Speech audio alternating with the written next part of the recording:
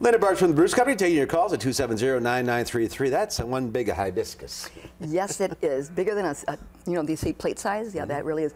If you plant hibiscus now, that is hardy. Just remember to mark it because they're very late to come up in the spring. And then we've also got next to it a very fragrant flower, the stargazer oriental lily. Yeah, I can smell it all. It's filling up the studio. Isn't that wonderful? It really is pretty. And then this white one is actually, it has a cool flower because it's what's described as indeterminate.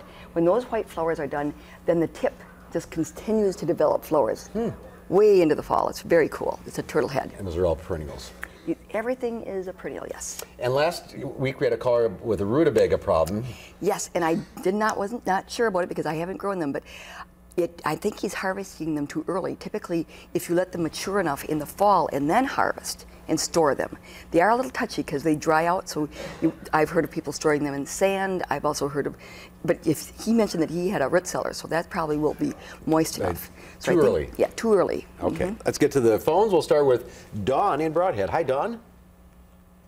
Hello. Hi, what's your question? I have an asparagus patch that's in the wrong place, and I was wondering if you can move asparagus, and if you can, how do I do it? I was just talking to Saroy and Terry about moving asparagus patches. I don't think that I would do it now if you can wait till spring. Well, you know what? I'm thinking that usually the roots are available in the spring of the year, so I know that that's going to be a good time to do it, but it's going to be awfully wet. When it goes dormant and you will still be able to see the seed heads, maybe that would be a fall move. Actually, now that I think about that, would be preferred because in the spring, that's when you're going to be wanting to harvest it. Right, that's when the good stuff comes up. Yes. All right, we'll go to Nancy now in Fort Atkinson. Hi, Nance. Nancy, you there? Yes. What's your question? My question is on iris. Hi. Go ahead. I have a question. We transplanted iris last fall. They did bloom a little bit, but now I don't know, do I cut them off? Do you just let the whole plant die, or what's the best to do with them? What I think is a good idea to do with iris, because this time of the year there's an insect that lays eggs in the foliage, usually about 18 inches off the ground. If you cut them back to about 10 inches, 8 to 10 inches, then the area that they like to lay their eggs in is removed, and then otherwise they move down and go into the rhizome and cause them to rot and decay. Okay. So cut them back to 8 to 10 inches right now. All right. Tom in Montello. Hi, Tom. What's your question? I have a lot of tomato plants that have blight, and I would like to know what to do about them. Normally every year they don't come a whole lot, but this year for some reason the whole plant's got blight on them. Yeah, well, see, that cool wet spring messed up a lot of plants, and if it's at the point where it's moving up the plant, you may not, it's too late to do any spraying because you're harvesting your tomatoes right now. Make sure that you dispose of all of that. Do not put it in your compost bin.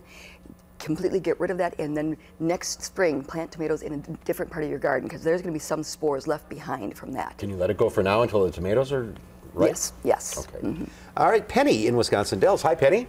Hi. Hi. I have 2 hibiscus plants, and I had talked to you last week, but I got cut off. I have 2 hibiscus plants. One is a tree shape, and the other one is just a small one, but I can't get them to flower anymore. Okay. Do you have them in good sunlight? I've got them out on our front porch. Okay. I put them in full sunlight before, and they just wither. Yeah, well, they're very heavy water users when they are in more sun. Right. I would say make sure that you're fertilizing adequately because what happens if they're in pots, you're constantly watering and all that, the nutrients are washing away. Okay. And make sure that you use something that has a higher phosphorus content. So that's the middle number on a fertilizer. Let that Okay. All right, sounds good. Let's go to Debbie now in Madison. Hi, Debbie. Hello. Hi, Hello. what's your question? Yes, my question is in regards to Rose of Sharon trees. Okay. I'm wondering what is the best time to trim them back?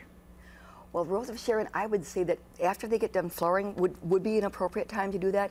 It depends upon what kind of pruning you're going to do. If you're just heading the branches back, let them flower, and then you can certainly do it at that time. If you're going to do renewal pruning, then where you take large stems all the way out down at the soil, then spring is better. All right, we're out of time. If you're on the line, stay there. We'll see you in 2 weeks. Okay. Labor Day Very next good. week, unless That's you want right. to come in. I won't be here. Never. All right, we'll be right back with the final check of your forecast.